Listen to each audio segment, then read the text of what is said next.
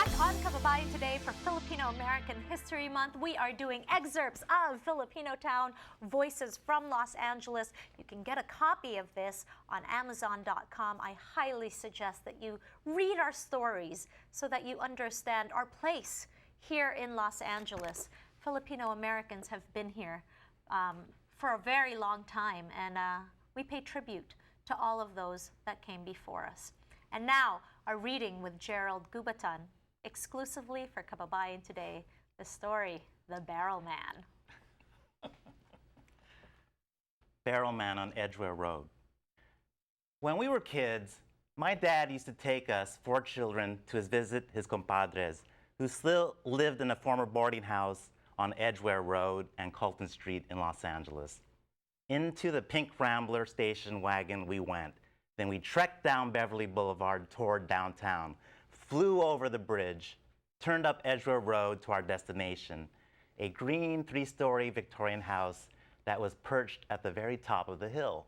We peeled out of the car, we skipped to the porch, entered the front door, and then we began hiking up the squeaky stairwell. I was entering an abode that had been for many years a shelter for my father and his closest friends. Up we went, Toribio Julian, John Eric, and finally me, the baby brother. We navigating the squeaking, squealing stairs all the way up to the attic. And quickly, we were hit by the pungent smell of an array of cheap, spicy colognes which lined the top of the chest of drawers and defied the attic's mustiness.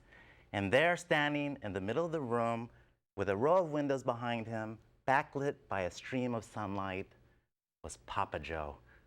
Papa Joe, a 5-foot cigar-chomping Pinoy, bald-headed with a gold tooth which gleamed as he smiled.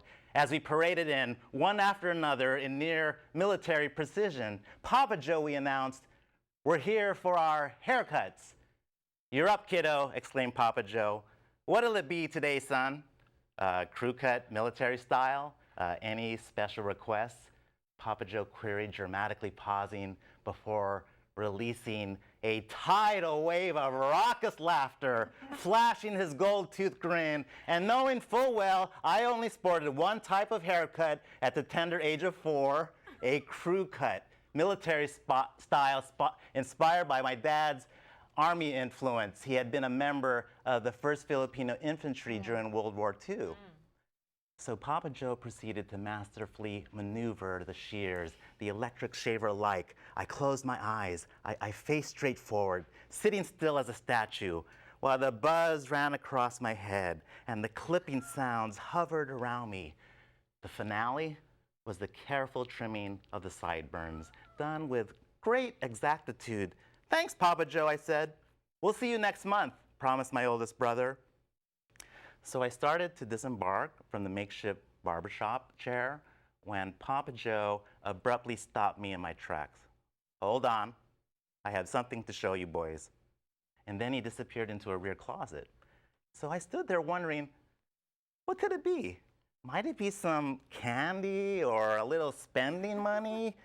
Soon Papa Joe reappeared. He was grinning with his gold tooth, and delicately balancing on his hand was a statuette about 5 inches tall, a crude male figurine carved out of wood, partially hidden inside a round wooden barrel. "Papa Joe, what is that?" we asked in unison. "This, my children, is Barrel Man." Barrel Man? Our giggling was second only to our curiosity. Mustering up all our courage, I inched forward toward Barrel Man, and I reached out to touch his miniature wooden apparel. "Go ahead, Gigi. Don't be afraid to lift the barrel," Papa Joe instructed. So nervously, I reached over. I took hold of Barrel Man's only article of clothing, which in this case was a covering exactly what Adam's fig leaf had covered long ago. So I had just begun to lift the little figurine's barrel. Then whammo! It snapped open as a gargantuan appendage snapped forth from out of nowhere and nearly scared us all to death. At first, I thought it was his leg, but soon I realized, no, it was something else. And it was at that moment that we all started howling with surprise and laughter, which just went on and on and on. It was just another day at Papa Joe's barbershop. All right, clap for that. I love that story. Thank you for reading that on the show. If you're Filipino, you understand this barrel man story, and you say That's it right. so well. I remember as a young girl seeing the barrel man myself, you know, so it seems like it's an icon. It's an icon. Isn't it? It's an Absolutely. icon for us Filipinos here. So thank you for sharing your story. And of course, that was an excerpt reading, and that is included among other many stories in Filipinotown, Voices from Los Angeles. I highly encourage that you pick up a copy. You can order it online. So when we return, more with our ensemble of editors from Filipinotown, Voices from Los Angeles. Magbabalik po kami.